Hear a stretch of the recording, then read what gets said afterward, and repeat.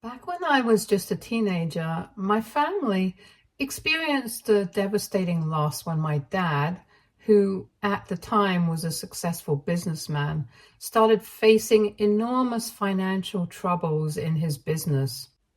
At one point, his business partner even ran away with some of the company's funds, making it impossible for my dad to keep the business afloat any longer. In the end, he was forced to shut down the business completely. Now, my father had always been a very proud man and had immense pride in his business. However, when he suddenly lost his only source of income, it made him absolutely depressed. He had always been a pillar of strength for our family, the one we all looked up to, not just for his hard work and dedication, but for the way he carried himself with dignity and grace in everything he did. His business wasn't just a source of income. It was a reflection of his dreams, his aspirations, and all the years of effort he had invested. When it crumbled, it felt like more than just a financial loss.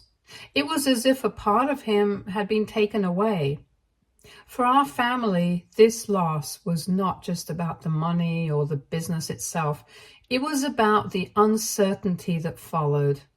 Watching my father transform from the cheerful, happy man I had always known into someone who was short-tempered and constantly agitated was one of the most painful experiences of my life.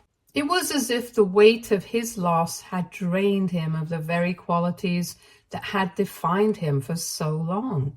I vividly remember those dark days when he would spend entire days in bed, a stark contrast to the energetic man he used to be. He would only come out to eat, and even then, it was a quick, almost mechanical routine before he retreated back to the solitude of his bed. He seemed to have lost all interest in life outside of his room. My mom would try her best to lift his spirits. She would gently urge him to get out of bed, suggesting that he find some hobbies or even just go for a walk to clear his mind. She hoped that maybe a distraction could help pull him out of the deep sadness he was sinking into. But instead of the hopeless response she was looking for, my dad would often snap at her, telling her to leave him alone. The frustration and pain in his voice were palpable, and it was clear that he was grappling with emotions he didn't know how to handle. During this difficult time, my mom became the sole provider for our family.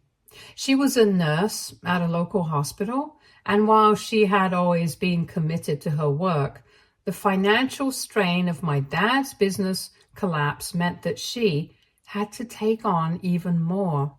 The bills were piling up and the rent was overdue. There was no choice. She had to pick up extra shifts at the hospital, often working long hours just to keep us afloat. It was hard to see her stretch herself so thin, juggling the demands of her job while also trying to hold our family together emotionally. She never complained, but I could see the exhaustion in her eyes and the weight on her shoulders.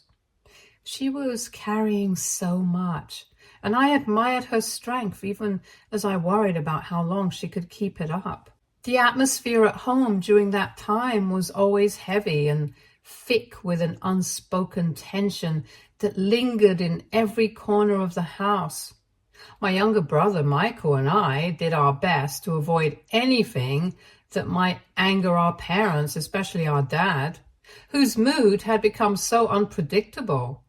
Now, Michael was always the smarter one between the two of us, the kind of kid who was naturally gifted when it came to academics.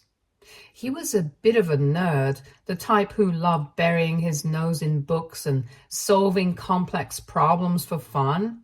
In contrast, while I did well in school, my interests extended beyond just studying. I was passionate about basketball and had a few other hobbies that I enjoyed, which meant my grades weren't quite on Michael's level, but I always did my best.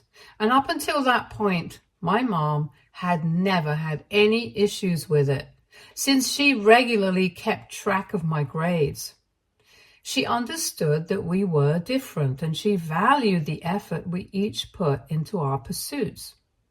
However, as my dad began spending more and more time at home, the dynamics in our family began to change. He suddenly had a newfound interest in our grades and would make comments about how I clearly wasn't working as hard as Michael, pointing out the differences in our academic achievements. I remember him saying things like, "If you're not going to be the best, then what's the point of even studying? Stop going to school." His words hurt a lot, not just because they were mean, but because they clearly came from his own pain and failure after the loss of his business. It was as if he was projecting his feelings of inadequacy and loss onto me. It hurt to see him so disillusioned and to feel like I was somehow contributing to his unhappiness, even though I knew deep down that wasn't the case. I tried to focus on my studies more, hoping to impress my dad, but it was just never enough. If my mom ever showed any appreciation for my grades, my dad would quickly undermine it with taunts, insisting that there was nothing to be proud of when the grades could be much better. At first, my mom would try to defend me, reminding him that I was doing my best and that every achievement, no matter how small, deserved recognition. But as time went on and as my dad's taunts grew more frequent and intense, something changed. Slowly, she started to join in with him, echoing his comparisons between me and Michael. They both began to tell me almost daily how much better my younger brother was doing than me and how I needed to step it up if I wanted to keep up with him in life. My dad would remind me almost every day how I was always lesser than Michael. The comparisons felt relentless, and they started to seep into every aspect of my life. Eventually, they even banned me from any after-school activities, including playing basketball. They told me that if I wanted to do better in school, I needed to concentrate solely on my studies. So I was forced to give up the sport I loved, the one thing that allowed me to feel free and happy, and devote all my time to schoolwork just so I could be as brilliant as my brother. However, as my parents' restrictions tightened, I began to feel trapped in my own home. I was constantly on edge, waiting for their next criticism or comparison. I started to feel depressed, overwhelmed by the sense that no matter what I did, it would never be enough. There was no time for rest or relaxation. It was just a continuous cycle of studying, worrying, and trying to avoid confrontation. My dad would check up on me constantly, making sure I was studying even if I had already finished all my assignments. He would make me feel guilty if I even took a short break. The pressure was suffocating, and it made it hard to focus on anything, let alone enjoy the things I used to love. I became so jittery around my parents that I started recognizing them by the sound of their footsteps.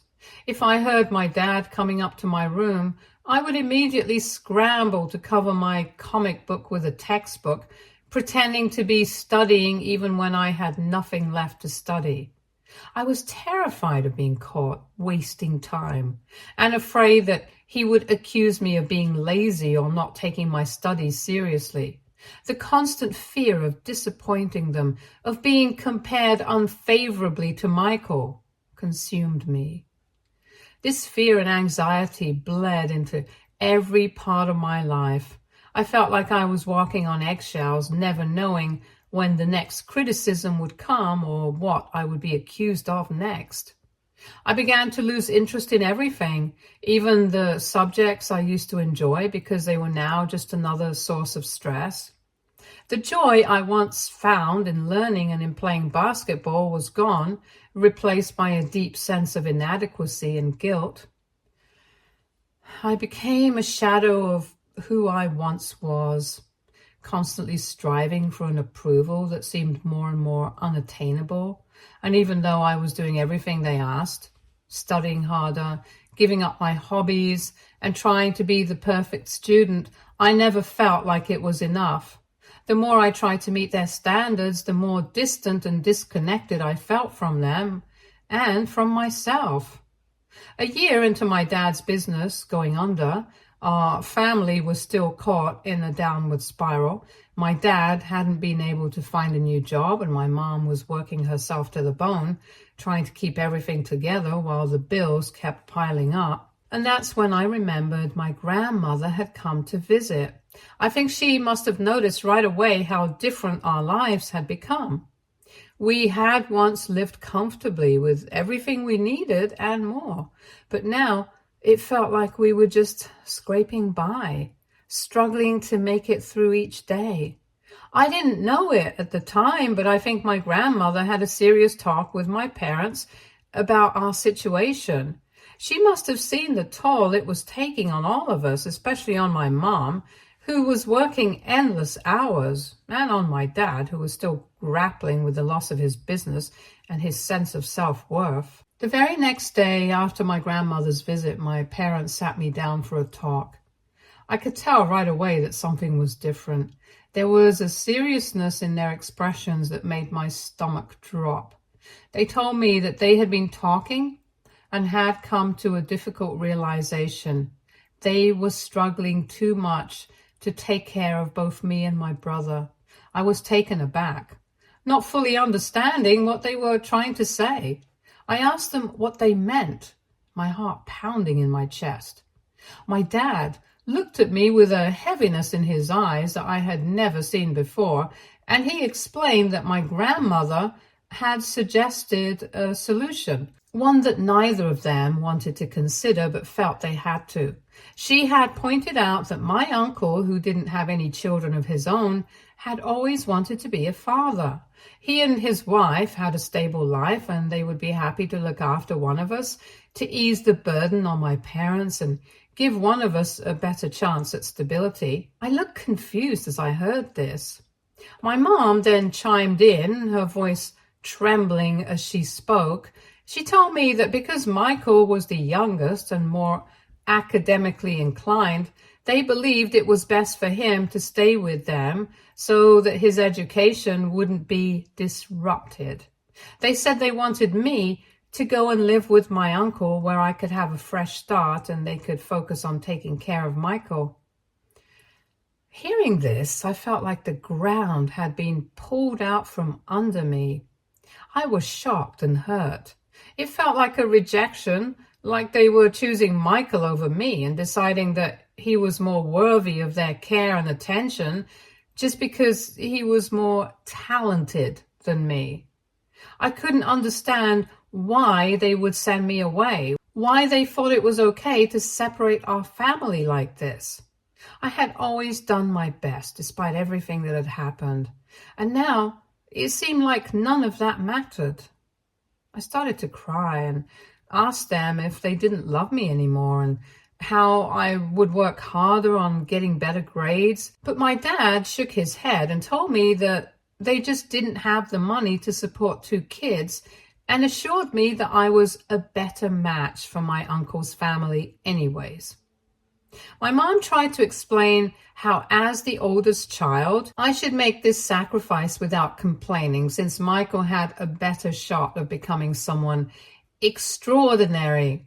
I remember staring at them, trying to process what they were saying. At that moment, I felt a mixture of emotions: anger, sadness, betrayal, and an overwhelming sense of loss.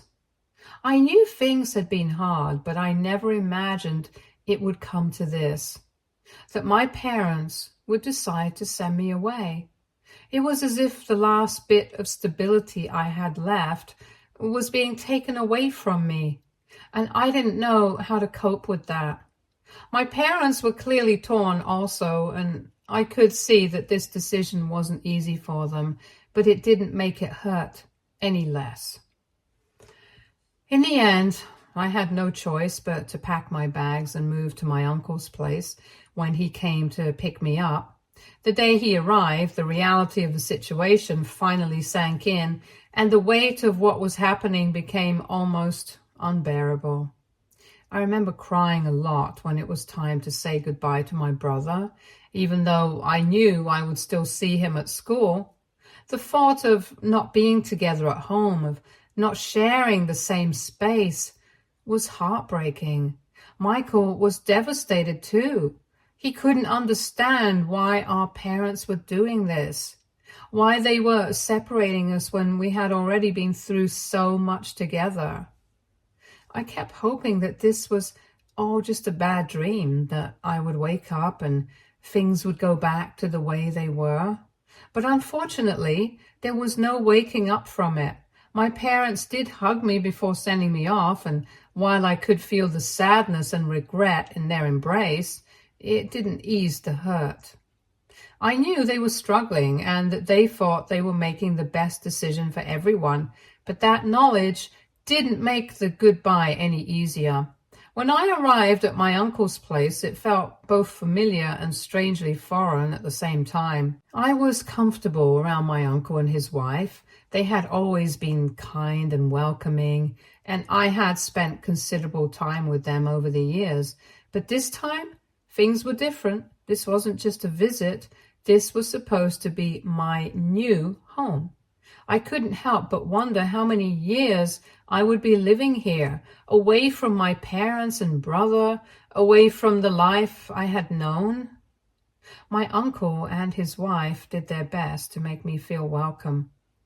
They were kind and tried to make the transition as smooth as possible. The first few nights were the hardest. I would lie in bed, staring at the ceiling, overwhelmed by the unfamiliarity of my surroundings. I missed my old room, the sounds of my brother moving around next door, and even the creaks of the floorboards that I had come to know so well. I missed my parents, despite everything that had happened. The hurt was still fresh, but there was a deep part of me that longed for the comfort and familiarity of my family. As the months went by, I made an effort to adjust and make the best of the situation. My uncle and his wife were incredibly supportive, and they went out of their way to help me feel at home. It wasn't easy at first. There were moments when the homesickness hit hard, and I longed for the familiarity of my old life. But gradually, I began to see the advantages of living with my uncle. One of the biggest differences was that, unlike my dad, my uncle didn't get angry with me over small things. He was patient and understanding, which made me feel less anxious and more at ease. Although my aunt was strict about making sure that I did my homework every day, she also encouraged a healthy balance. She would let me hang out with my friends after school or play basketball just like I used to before everything changed. It felt liberating to have that freedom again, to be able to enjoy the things I loved without feeling guilty or pressured. My uncle and aunt also encouraged me to join various clubs at school and explore new hobbies. They saw potential in me, not just as a student, but as a person with interests and passions that went beyond academics. Their encouragement made a huge difference. I started to feel more confident and motivated, and with time, my grades improved considerably. School no longer felt like a burden. It became something I genuinely enjoyed. The stress and pressure that had once consumed me was slowly being replaced by a renewed sense of purpose and excitement for the future. I would see my brother, Michael, every day at school, and we would hang out together like we always had. He would tell me about our parents, how they were doing, what life was like at home. Sometimes I felt a pang of jealousy, especially when he talked about the little things they did together. But at the same time, I started to realize that I fit in more with my uncle and aunt.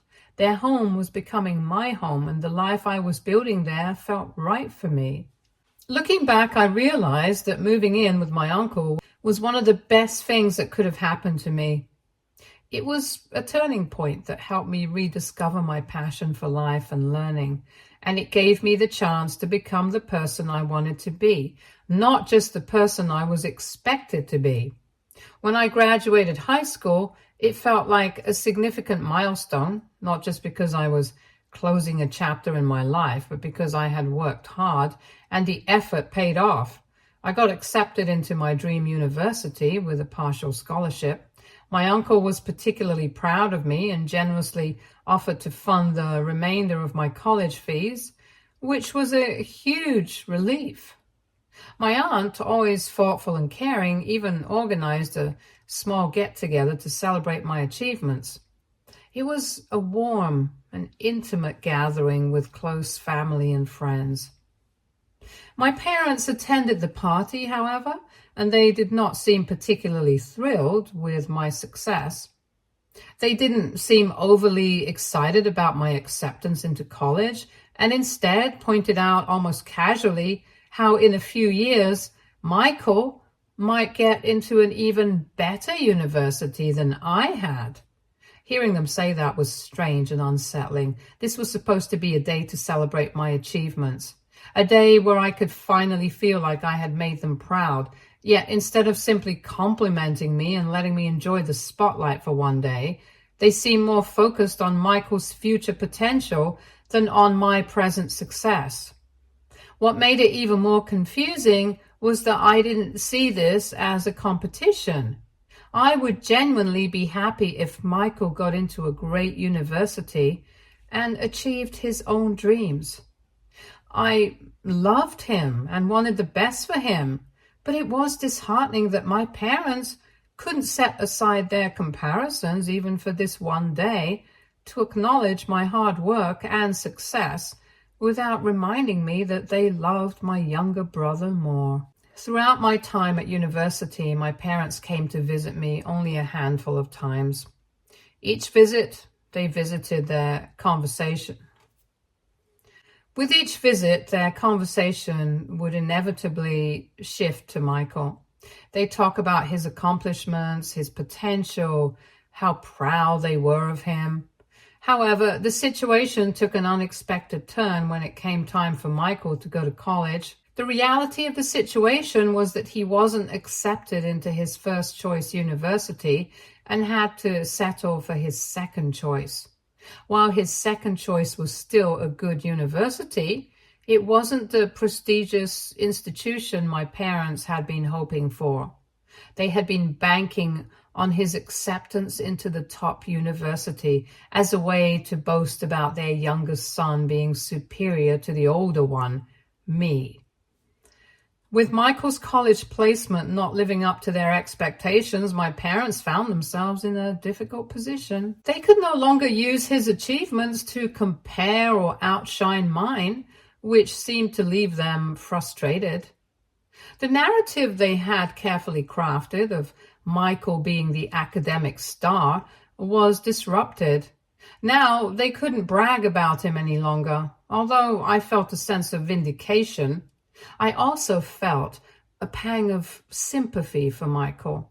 Despite the way he was used as a benchmark in my parents' eyes, he was still my brother, and I knew that he must have tried his best to get accepted into the best. Over the years, my relationship with my parents remained strained and eventually became almost non-existent.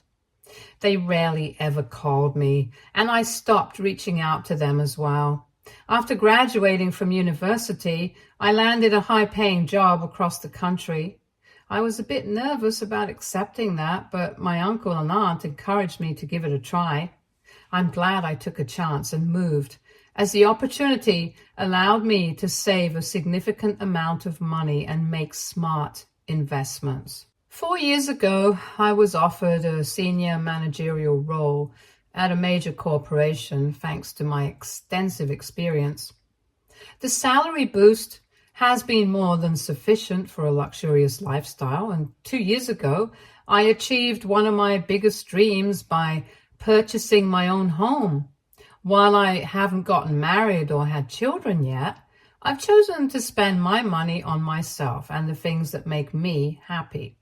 Meanwhile, I haven't forgotten about my uncle and aunt. I regularly keep in touch with them and make sure to send them birthday gifts and Christmas gifts each year as a token of my appreciation for everything they've done for me. I've also stayed connected with Michael, my younger brother, and continue to support him. Last year, Michael shared some troubling news with me. He had been laid off from his job at a tech company due to the economic downturn and the ongoing job crisis. Since then, he had been working on starting a business with a friend, but the venture wasn't progressing as smoothly as they had hoped. Given the challenges he was facing, he reached out to me for financial support, asking if I could invest in his business. Even though I didn't have detailed information about his business plan, I decided to invest in it blindly. My primary motivation was to show my support for Michael. I understood how tough the situation was for him and wanted to help him get back on his feet. I didn't even care if the business was going to fail because all I wanted was to have my brother's back. Fortunately, his business has started performing well, and although it hasn't taken off yet, my brother is really grateful that I believe in him when no one else did. This year, my family decided to host a grand birthday party for my grandma's 75th birthday. I was really looking forward to it, eager to reconnect with everyone after so many years. I flew down excitedly, ready to catch up with my family and celebrate the milestone. Over the years, I have changed a lot. My style, my appearance, and the way I spoke have all evolved, reflecting the comfortable and successful life I have built for myself. My parents, who hadn't seen me in 10 years and hadn't even made any effort to stay in touch, were visibly shocked by the changes. My mom awkwardly greeted me with a warm hug, which was nice. My dad, on the other hand, seemed more reserved. He nonchalantly started asking questions about my job and position, and I could see the surprise in their eyes as I shared the details with him. I mentioned that I had even bought a house for myself, which took my dad by surprise. He immediately scoffed and expressed disbelief, implying that it wasn't possible for me to achieve such a huge thing. This pissed me off, so I told him that I would never lie about owning a house and that not everyone is a loser who depended on his wife for financial support like he had for all these years. This comment took my dad by surprise. However, before he could argue, I went on to add, "Growing up, your lack of faith in me was incredibly painful. It felt like no matter what I did, it was never good enough. I faced constant criticism and was always compared to Michael. However, I am not that little boy anymore. I am doing quite well for myself. Not that I have to prove it to you, but the fact that you can't recognize my achievements, even after all the things I've done, speaks more about your inability to see beyond your own insecurities than about me. It's clear that you still struggle with accepting my success, and frankly, that's your problem, not mine." My dad looked taken aback, since he clearly didn't expect me to push back. I also pointed out to him how I was the only one who had invested in his talented son's business when Michael had no other prospects. So my dad needed to get his head out of the gutter and start respecting the person I had become over the years. I knew my words were sharp and that they were likely to hurt. I saw the hurt in his face. However, part of me felt justified in standing up for myself since he had always just dismissed me. Ever since the party, my mom has been calling me, expressing how deeply I hurt my dad with my comments. She has asked me to apologize to him for disrespecting him, since my words left him feeling embarrassed. She says I had no right to point out that he still depended on Mom for money. In turn, I have refused to back down and apologize to him. AITA for speaking the truth to my dad. Update 1. Just to clarify a few things, my dad never returned to work after his business failed. He attempted a few different things, but he didn't like working a regular 9-to-5 job. As a result, my mom has continued to support him financially while he takes on the role of a house husband and does occasional freelance consulting work. Michael is aware of the strained relationship I have with our parents. He has never supported or participated in their favoritism. My brother genuinely loves me and has always tried to support me whenever he can. Back when our parents sent me to live with my uncle, Michael was still young and couldn't do much to help at the time. I think the main reason that my parents clearly disliked me is because I remind them about their failures. They clearly abandoned me when things got tough, hoping that by getting rid of me, all their problems would be gone, or at least that their lives would improve. However, they continued to face financial difficulties while I thrived under my uncle's care. It must have felt like a slap in the face for them. Also, they never expected me to become successful in my life, so they just can't wrap their heads around it. My uncle and aunt never pressured my parents to take me back, as they were genuinely happy to have me with them. They consider me their son, though they never imposed themselves on me and allowed me to shape our relationship on my own. Over the years, they've observed my parents' favoritism towards Michael, and I think that's why my aunt and uncle have been so fiercely protective and loving towards me. They provided me with everything that my parents could never give me. Update 2. I agree with a lot of you all that I should not have to apologize to my dad when he was the one who had been rude to me. Hence, I decided to write an email to my parents detailing how I felt about them all these years and how disappointed I am that they never apologized. I wrote this email from the bottom of my heart and recounted each and every incident that I remembered where they had failed me as parents. I told them how desperately I needed them as a child, yet now I couldn't care less about their existence since they had always abandoned me. After reading my email, I guess it must have opened their eyes to how deeply they had hurt me, because my mother called me, crying and apologizing for ever agreeing with my dad and sending me to stay with my uncle. She explained that they had no other choice at the time and confessed that seeing the pain in my eyes whenever we met afterward made her hate herself. She admitted that this guilt was one of the main reasons she had distanced herself over the years. I told her that her reasons no longer mattered to me because our relationship was beyond repair. I no longer considered her and Dad as my parents. This deeply upset my mother, and she repeatedly asked me to let things go so we could start afresh. In the meantime, my dad hasn't made any effort to contact me, though my mom did mention that he was emotional after reading my email. I can only hope he feels at least some remorse for what he did to me years ago. For now, I have chosen to maintain a distance from my parents, as I have always done in the past. Update 3. It's been a while since I updated here. Since sending that email to my parents, I felt a sense of relief and emotional release. It has been a cathartic experience, and I feel much lighter now, knowing that I finally spoke my mind to them.